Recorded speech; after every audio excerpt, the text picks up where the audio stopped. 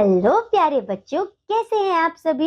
आशा करती हूँ कि आप सभी बच्चे बहुत अच्छे होंगे।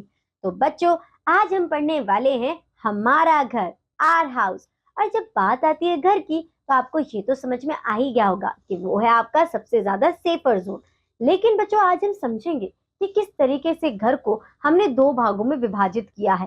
कैसे हम किस घर को पक्का घर और एक घर को कच्चा घर कहते हैं, और इसके पीछे क्या कारण है। तो चलिए शुरू करते हैं इस चैप्टर को हमारे एक्सपर्ट के साथ और हर तरह के घर के बारे में समझते हैं डिटेल में। हेलो मेरे प्यारे बच्चों, कैसे हो आप सभी। मैं आशा करती हूँ आप सभी बहुत अच्छे होंगे और स्वस्थ भी होंगे। तो आज की कक्षा में हम लोग पढ़ने वाले हैं आप लोगों का अध्याय नंबर 4। और आपके अध्याय नंबर 4 का नाम है हमारा घर। ठीक है, इस पाठ में हम लोग हमारे घर के बारे में पढ़ने वाले हैं। वैसे आप लोगों को याद होगा आपकी कक्षा 1 में ऐसा ही एक पार्ट था जिसमें हम लोगों ने घर में जो हमारे कई सारे कमरे होते हैं उनके बारे में पढ़ा था। ठीक है, तो अगर आपको याद हो तो वो सारी चीजें आपके भी यहाँ पे काम आने वाली हैं। ठीक है, तो इस पूरे पार्ट में हम लोग यही पढ़ने वाले हैं। तो चलिए आइए इस पार्ट को पढ़ना शुरू करते हैं।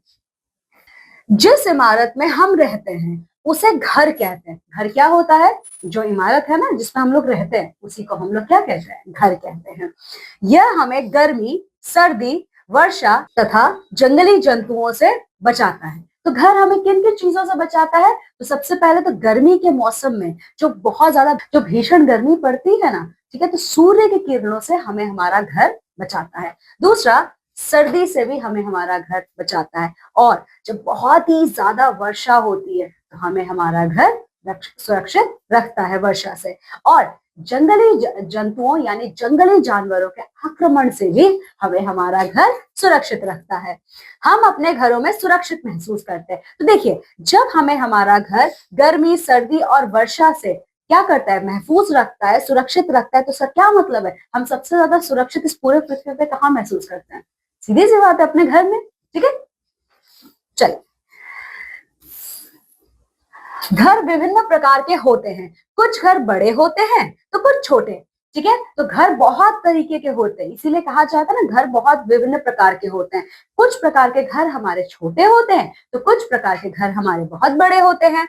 लोग अपनी आवश्यकताओं के अनुसार अपने घर बनाते हैं। ठीक है, तो लोगों की कैसी जरूरत है, कैसी आवश्यकता है, उसी आवश्यकता पर निर्भर करता है कि वो किस प्रकार के घर का निर्माण करते हैं। ठीक है, चलिए देखिए, प्रायः घर दो प्रकार के होते हैं, कच्चा घर व पक्का घर। ठीक है, तो मुख्यतः हम लोग घरों को विभाजित करते हैं दो भागों में। तो पहला हमारा भाग कहलाता है हमारा कच्चा घर और दूसरा भाग हमारा कहलाता है पक्का घर। ठीक है, तो चलिए सबसे पहले देखते हैं हमारा कच्चा घर कौन सा होता है। तो देखिए, गांव में घर सामान्यतः मिट्टी और घास फूस के बने होते हैं। ठीक है, तो हमारे ग्रामीण क्षेत्रों में क्या होता है मेरे प्यारे बच्चों, कि हमारे जो घर होते हैं ना ग्रामीण क्षेत्रों के, वो मुख्यतः कह सकते हो बहुत ही सामान्य तौर पे वो घास फूस के या आपके मिट्टी के बने होते हैं। ठीक है, ये अस्थायी घर कहलाते हैं। और जो घर आपके मिट्टी से या घास फूस से बने होते हैं उनको हम अस्थायी घर कहते हैं। मतलब वो स्थायी नहीं है, वो कभी भी टूट सकते हैं।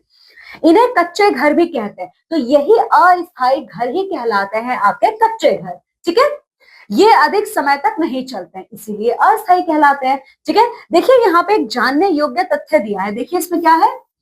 कच्चा घर मिट्टी, गारे या टिन की छत का बना होता है। जो कच्चा घर होता है वो हमारे घास फूस का और ये मिट्टी का बना होता है। साथ ही साथ जो हमारे कच्चे घर की छत होती है ना, वो आपके गारे से या फिर टिन वगैरह से बनाई जाती है। ठीक है, ये कठोर मौसम का सामना नहीं कर सकते। इन्हें हम अस्थायी घर क्यों कहते हैं? क्योंकि ये कठोर मौसम का सामना नहीं कर सकते। जैसे जब वर्षा ऋतु आती है तो बहुत ज्यादा आंधी तूफान आता है, तो आंधी तूफान में क्या होता है? अक्सर ऐसे घर टूट जाते हैं। ठीक है, इसीलिए इनको अस्थायी घर कहते हैं। अब चलिए देखते हैं पक्का घर किसे कहा जाता है।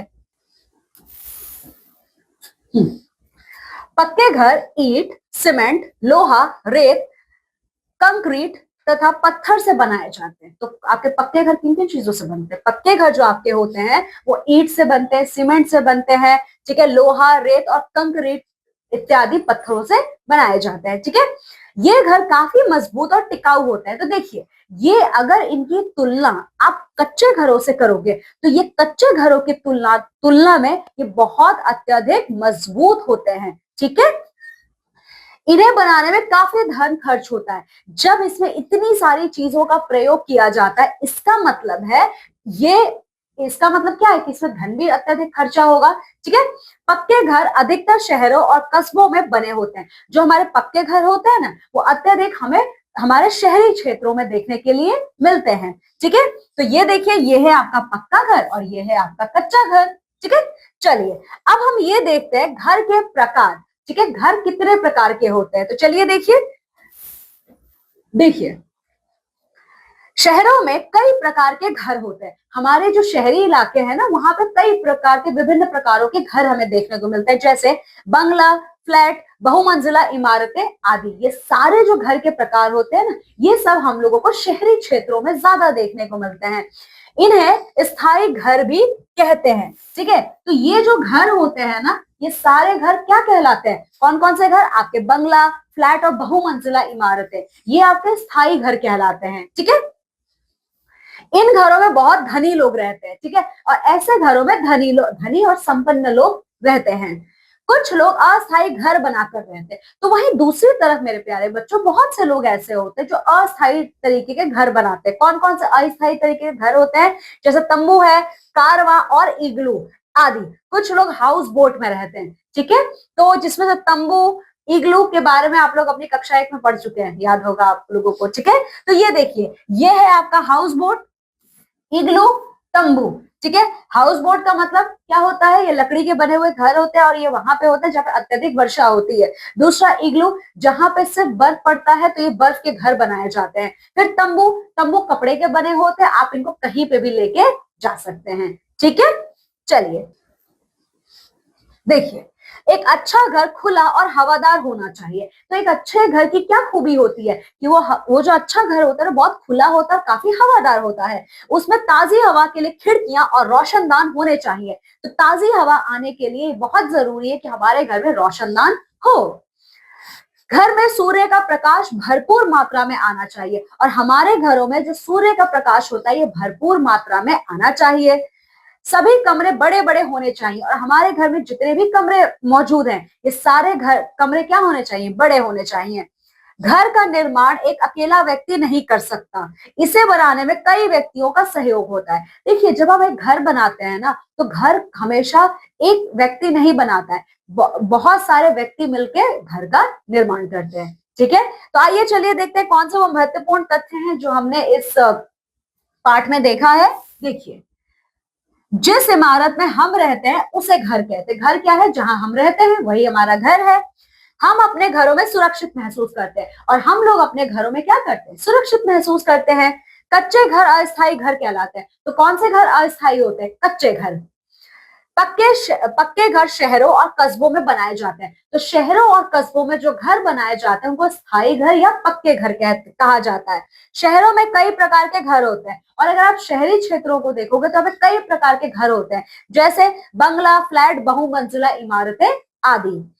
घर को बनाने में कई व्यक्तियों का सहयोग होता है, और एक घर कभी भी एक अकेला मनुष्य नहीं बना सकता है, बहुत सारे मनुष्य इसमें सहयोग देते हैं। ठीक है, सो मेरे प्यारे बच्चों, अभ्यास कार्य अब आप लोगों को इस पाठ का पूरा करना है। चलिए अब मैं आपसे विदा लेती हूँ, और मैं मिलूंगी अब आप लोगों से आपकी अगली कक्षा में एक नए पाठ के साथ। तब तक आप सभी को अपना बहुत ख्याल रखना है। बाय। तो देखा बच्चों आपने, जब आप अपना घर बनाए मिट्टी से, झाड़ियों से, तो वो कहलाता है आपका कच्चा घर। लेकिन जब आपका घर बना हो ईंटों से, सीमेंट से, तो वो बन जाता है आपका पक्का घर। उसके बाद हमने ये भी समझा कि किस तरीके से कुछ धनी लोगों के घर होते हैं और कुछ जो धनी नहीं है उनके लिए घर होते हैं। तो आशा करती हूँ कि आपको ये चैप्टर पढ़कर बहुत मजा आया होगा। अब मैं आपसे मिलूंगी आपकी अगली क्लास में। तब तक के लिए बाय बाय बच्चों।